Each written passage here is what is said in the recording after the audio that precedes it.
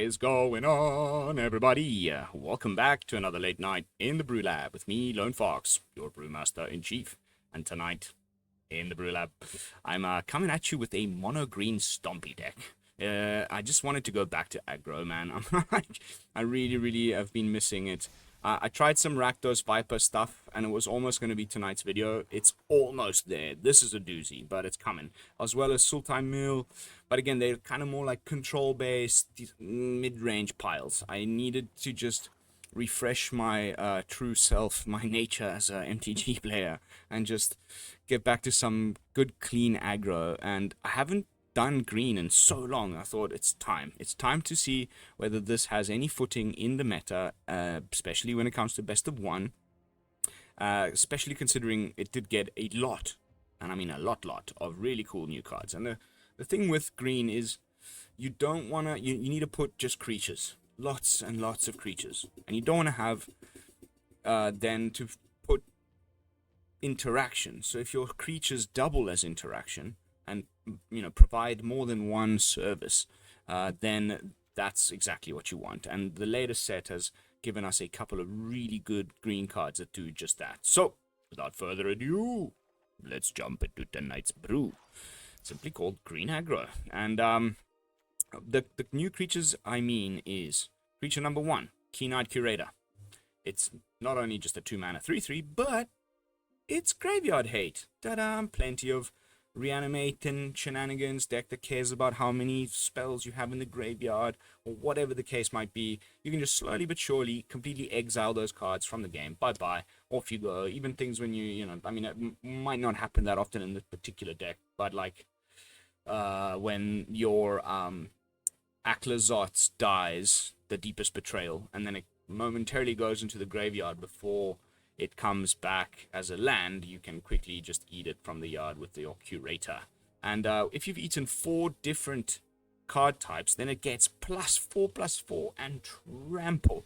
Talk about upside on a 2-drop. Like, holy canoots, man. This thing is banana town. I've been absolutely loving playing it. So hopefully we continue to get a nice little win streak here on the ladder, and no extreme cases of Streamer's Curse. In unranked and testing, it's been an absolute house. Then, new card number 2, which also happens to be a raccoon, and also does one of these, 2-in-1. We need to have artifact and enchantment hate. Like, it's a must-have these days. There's so many good artifacts and enchantments that are win cons and humongous problems. Ta-da! We have a 3-mana 4/4 with reach. Great against bats, great against blah blah blah blah blah. That also happens to be able to discard. You give them a card. Yes, bad, but it also gets rid of enchantments and artifacts. So 2 thumbs up. And then to wrap up the new card suite, we have Pawpatch Recruit in the 1-drop category. Really good, as we saw in my Golgari +1/+1 counters lists. Definitely gonna go into my Selesnya one in the next couple of days, so stay tuned for that. And then we've also got 3 copies of Hunter's Talent, which is a amazing one, probably the one I've played the least of. Kind of similar to Hard Hitting Question on the first mode, except it's only creatures. That's why I've also gone with some Hard Hitting Questions, because you occasionally want to also deal with Planeswalkers. And then the second mode, really cheap upgrade, which is great. Whenever a creature attacks, you get to put a +1/+1 counter, and +1/+0 and against trample until end of turn. Also really nice. And then the 3rd level, some card advantage, some much needed card advantage for this archetype. And if you have a creature with power 4 or greater at the beginning of your end step, you draw a card. So of course the 2nd level helps feed the 3rd level in the way that any good talent should, and we have plenty of creatures that have enough power for us to consistently draw cards with the talent. Talent number 2 we've all seen already in other decks, mostly the Golgari one. It's definitely going in my okay, you'll just have to stay tuned. But you want to do that trick with Planeswalkers. You just put some Planeswalkers, this card, and then splash whichever colors you need to make sure you don't die until you get there, and then you can do the OTK, or the immediately ultimate your Planeswalkers game, which is really nice. And but in this particular list, we're not really too often going for the level 4. we're mostly in it for the 1 and 2 ability. And again, really cheap upgrade. The Ward 1, fantastic, especially considering we also have Snakeskin Veil in the main deck, you know, as a best of 1 deck, and we have things that already have another ward ability in the you know, in the case of Axebane Ferox over here, which I'll get to in a moment. So yeah, the second mode here, or the level 2 on this talent, is also really nice in the list. And yeah, the rest is just aggressive green creatures, right? Stuff that grows quick, evolving adaptive.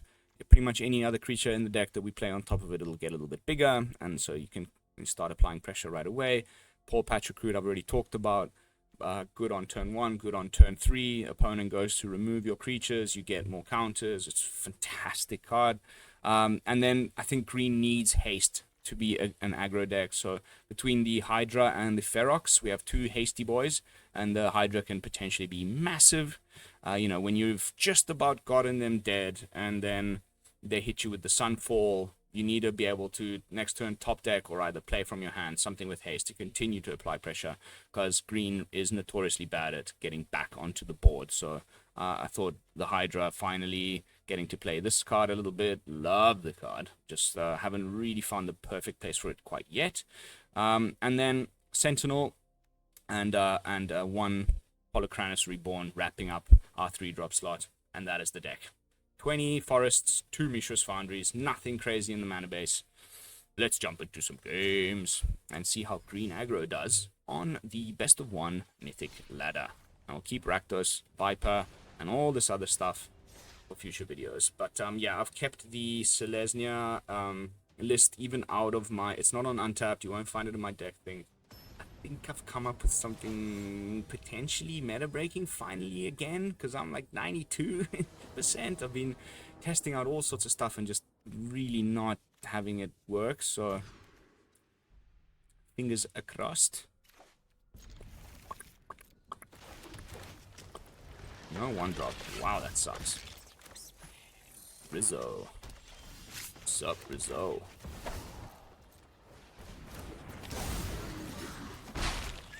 Okay. No cut down? That's a surprise. Maybe it's bats. Vexians. Cool. I reckon we just start going to town with the talent while we can. Hold back the Scrapshooter for when they play the inevitable, what's his name? The talent, their own talent. Okay, now I think we can go Ferox. Keep growing the Hydra. He doesn't have the Ward 1 to pay for the Virtue. Okay, that's kind of sucky, but we get some treasures. And that's more than kind of sucky. That's super sucky.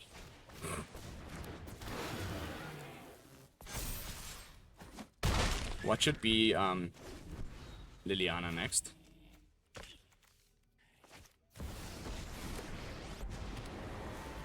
So this card is crazy. Home, and I don't appreciate it when people so over that card. Whew. Okay.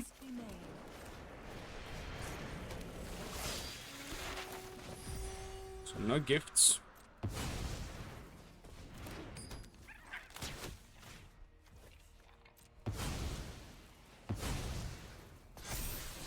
Yes, yes. Curator is a good thing to have.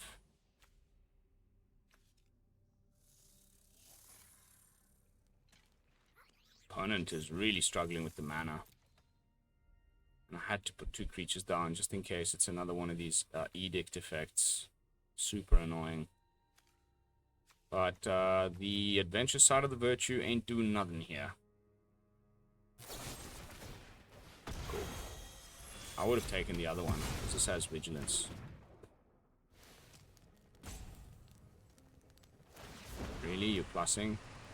Okay. Drop it. There's the talent.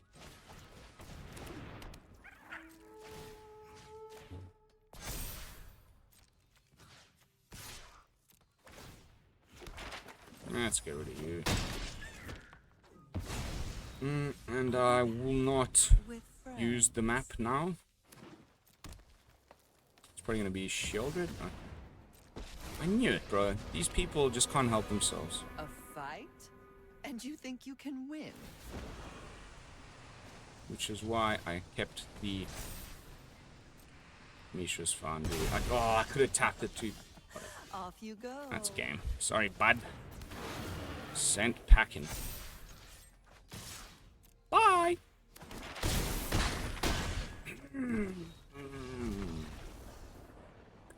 Bye-bye. God, I hate Liliana. Ugh. And, like, unfortunately, I've put it in one of my decks. I am ashamed to admit I've put Liliana in one of my decks. That's coming on a video very soon. What a silly card. It's so tough to get around sometimes.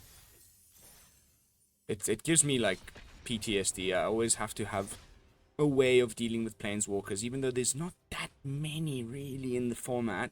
Just this consistent, especially now with the discard deck and the Golgari deck playing it. I run into it so more often than it even was before rotation, when I was already doing, you know, the keeping of the a card in the deck that can deal with them. It's why I have the hard-hitting questions. Nice, 1, 2, 3.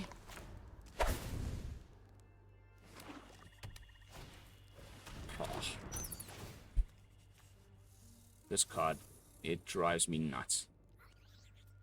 There's a lot that do. I think I sound sometimes like a stuck record, but this card is really, really annoying. Like, it's close to being Liliana level annoying. That's saying something. Yeah. That would have been my choice too. Fantastic top deck though, because now we also get to hold back the Veil. Should it become necessary.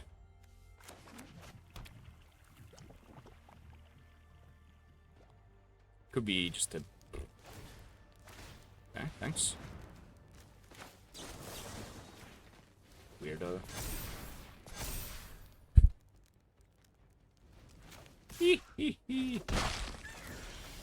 Oh, and the land for the Ferox. Life is good. A douche. Now a Brotherhood's End won't quite do much. Okay, so we need to hold back 2 blockers? Is that what you're telling me here?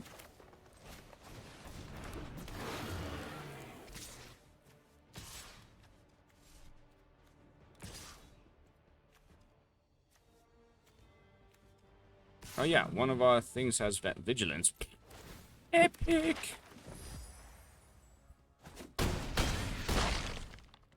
I mean, I guess we could have just gone all in because he would have had to block. Huh? Oh, we just win. I think we just win the game, right? Hold up the Veil, whichever one. Yeah, bye. I haven't put Gruul Claw in a list yet. I don't know how I'm feeling about Gruul Claw. It's a cool card, but seems a little bit kind of... You gotta really build your deck in a very specific way to get it to work at all. And it's not necessarily a good way, pardon me. 13 minutes in, slapping through these games. Pew, pew, pew.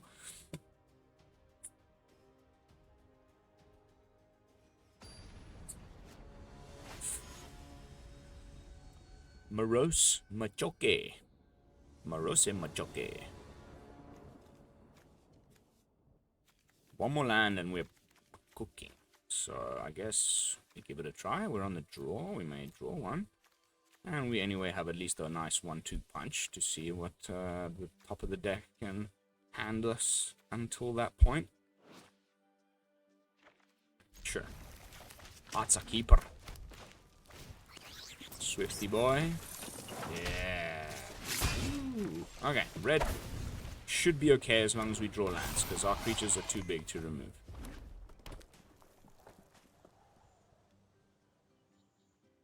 Plot the bird. I really want to get a Scrapshooter down with the reach ASAP. Land, land, land. But the fact that we're on the draw definitely not helping. Here comes the ubiquitous Monstrous Rage, the most expensive uncommon in recent history. Okay. And the Monstrous Rage.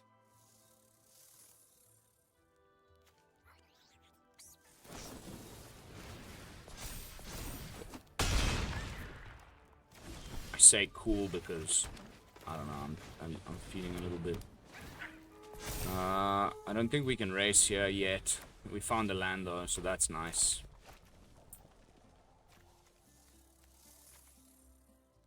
It's probably just gonna be a lightning strike on the Curator. We have no life gain whatsoever.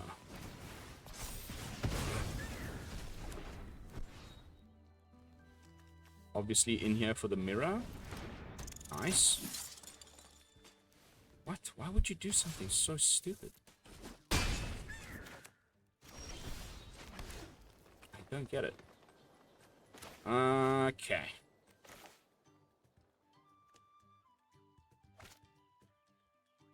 Yeah, I'm less worried about losing a another sharpshooter than I am the Sentinel, I guess, for now. None of our interaction. I was probably going to try and get a little trigger on the challenger. Oh. Okay. Why would you do... Oh, it's only mice! Of course! Curator. For sure. That's just great. That's just fantastic. Another sharpshooter. No gift. Hold up Veil. Start to apply some pressure. It's the problem with mono red. You've depleted yourself and you also just lost one of your main things.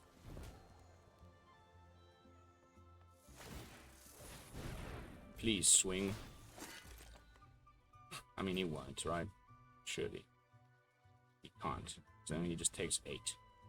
Okay. Wow, still no interaction.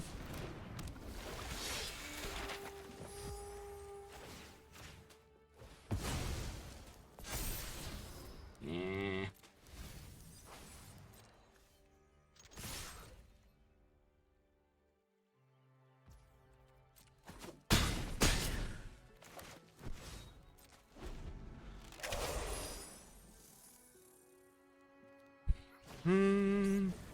Oh no. Unbelievable.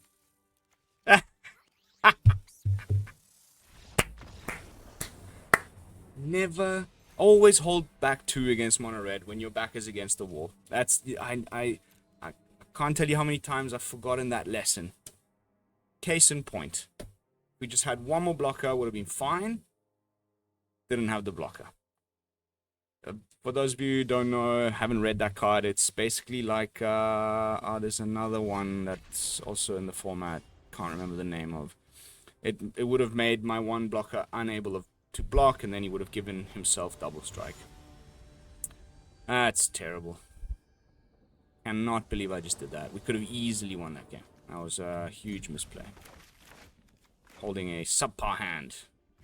Just because I have some interaction this time. I'm hoping that we'll just draw creatures for the rest of the game.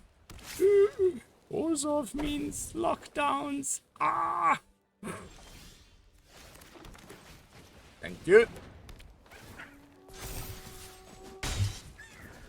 You gotta believe. Maybe it's bats again? Okay, okay. Now we get to hold up a veil. Great. Or, okay, I get the feeling he won't be playing a lockdown here, but, and if he is, like, it's not like any of our interaction really matters, so let's go for the full-on shablam here.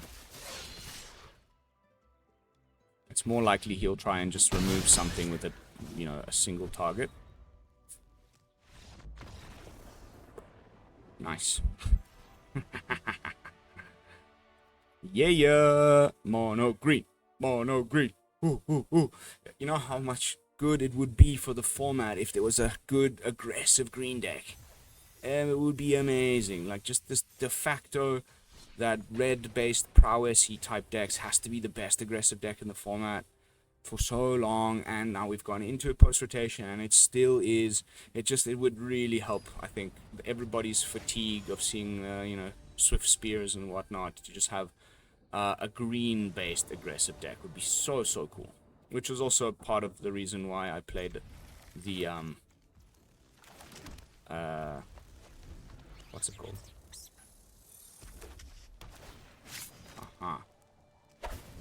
The Golgari one just the other day. So let's go for the Innkeeper's Talent now. This is definitely going to be Boros control. I mean, not definitely, but almost certainly. Ooh. Alright, so Hydra or Patchy Boy? Hydra. Because the next thing we play will probably get removed. And this is looking like a Brotherhood's End kind of a removal package here, so probably just better to get more treasures than lose both Pawpatches. Thinking Tyvar's stand might be, honestly, because this is only hexproof, right? No indestructibility as opposed to Tyvar's stand. So, interesting.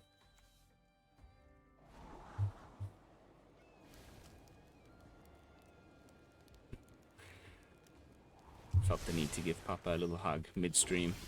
So sweet. Okay, so here we can go boop.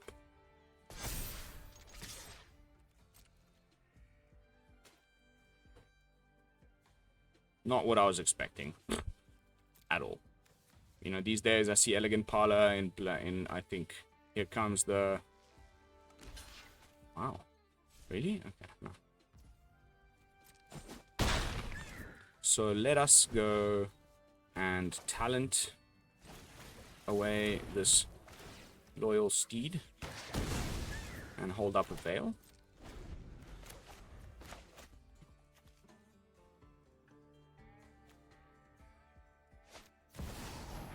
Sure. All you get is life, which is it, but also not backbreaking. Okay.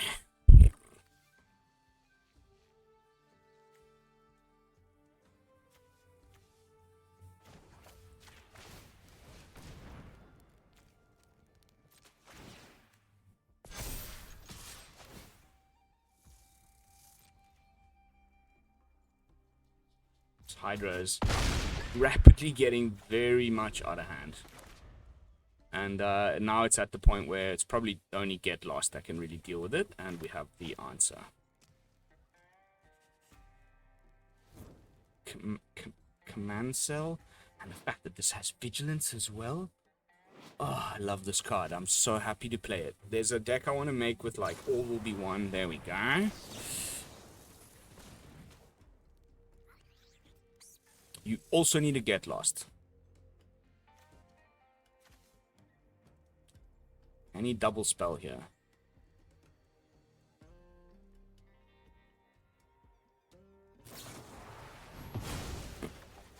Honestly, I'm okay with that. That's 2 whole spells down the toilet. Hells yeah. Okay. Let's go a little wide and see if we can bait out some more removal or whatever the hell he's got going on here. And put the counters on the Trampler, surely. It's time to level up the Innkeeper's Talent now. Does this give?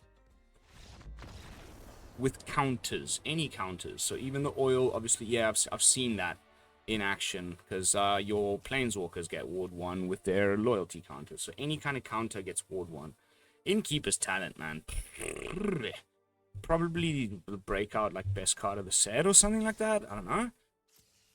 I just wish there was some, like, official Pro Tour level event during Bloomburrow Standard.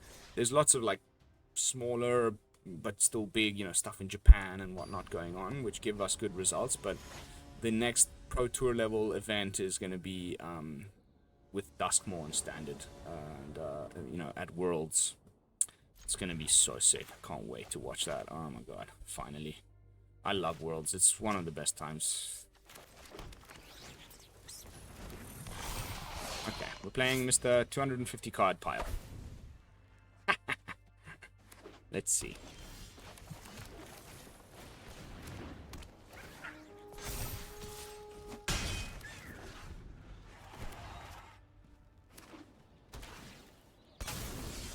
Okay.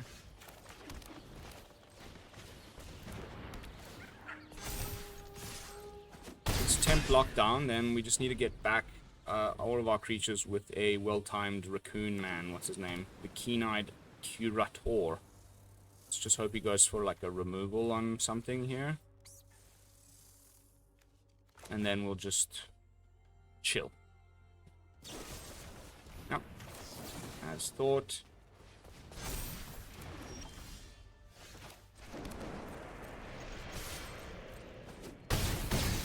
And now we've got Mishra's Foundry to wrap things up. We'll just hold up our mana to bluff. We have something. Even if he hits us with the temp lockdown, the Foundry will seal the deal. Don't play these decks, people. Just don't do it to yourself.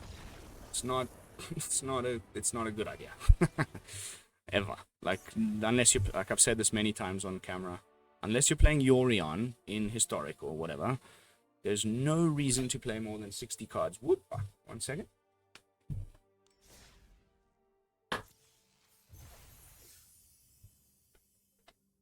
Big, light inside up in front of my window, and occasionally the wind blows it open, and it just changes the whole lighting of the, of my camera. No bueno. All right, I think we've seen enough of that. Honestly. The only thing we didn't do is make the Curator into a 7/7 trample by exiling stuff from graveyards. But we got a nice sort of spread of different opponents. Let's go have a look at some stats. If the stats aren't quite there yet, I'll keep playing.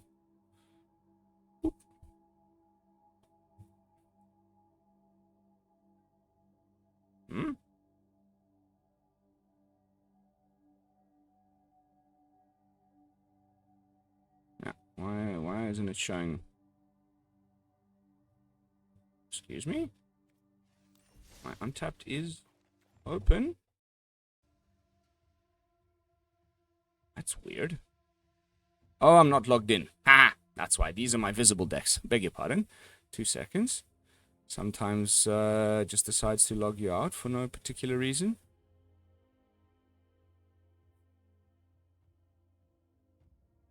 And now the button just isn't working. Aha! Okay, back to my profile. Ta-da! 5'2". Definitely we need more sample size, but tonight's games, the ones we got on camera, is a 5-4-1 run. So I definitely feel like it's still a very viable option. I'll make it visible over here for you guys to go copy and enjoy. And I'm now going to turn off the camera and continue to try and slap my way back into the higher 90s with my take on mono green aggro for best of one. I hope you all enjoyed that. Jumping back into the deck with some final thoughts. Overall review, things that could have gone in here, things that I perhaps omitted. So many things, honestly. Green has this really high card quality. The issue is where you're trying to, are we going aggro? Are we going, I can imagine making a green, mono green Mightcaller, semi-tribal, zoo thing. Or, and put this in instead of the Evolving Adaptive. We do have Raccoon, Rabbit. Is that enough things that'll trigger it to replace the Adaptive? We could have definitely put in the 3-mana 4/4, the Bloated Contaminator. Definitely was in here for consideration. Where are you? You know, because it proliferates, and all of our stuff has +1/+1 counters. Maybe more Polukranoses. You know where, you know the card I mean. Bloated Contaminator. He's somewhere around here. So many good cards. And then, of course, we could totally have gone, like, a little deeper into the curve. Trim a few things, play maybe a couple extra lands, put in some 5-drops. Or you just have, you know, make it into a best of 3 deck, and then, you know, you bring in Thrun against mono blue. You know, again, you know, blue-based control decks with counter spells and that. You bring in Thrun wherever he is. If you don't know the card I'm talking about, yeah. Real annoying. Can't be countered, can't be the target of non-green spells, gains indestructible during your turn. Like, card's really difficult for a lot of decks to deal with. You know, there's the trample guy with backup, which can also get some card advantage and gives trample and an extra bit of power. Of course, stuff with backup would fit greatly in a shell like this with a little bit of +1/+1 counters synergies. The list goes on. Defiler of Vigor, maybe a couple of those. You know, and then of course, again, talking about best of 3 sideboard wise, you could bring in so many different. I can imagine the frill back for like more graveyard hate, life gain, artifact enchantment removal. Plenty of great sideboard options for mono green. There's Bloaty Boy. So I think green is poised to make a little bit of a return, and I can't wait to see if someone braver than me that plays at a pro level will whip something up for the ladder. But the key takeaways for me from tonight, the talents, they're really good. The green ones I think are particularly good, and I'm really happy with the performance of Hunter's Talent. Removal spell, buff spell, draw spell, all in one tidy little cheap package. Hell yeah. So gonna definitely keep testing this in future videos. Most probably looking at Selesnya +1/+1 next, so stay tuned for that. But that is going to be it for this one. Thank you all so much for watching. As always, don't forget to like, comment, and subscribe. I'll see you all in the next one with another fresh brew. And until then, this is Lone Fox from the BrewLab, signing out. Peace, y'all.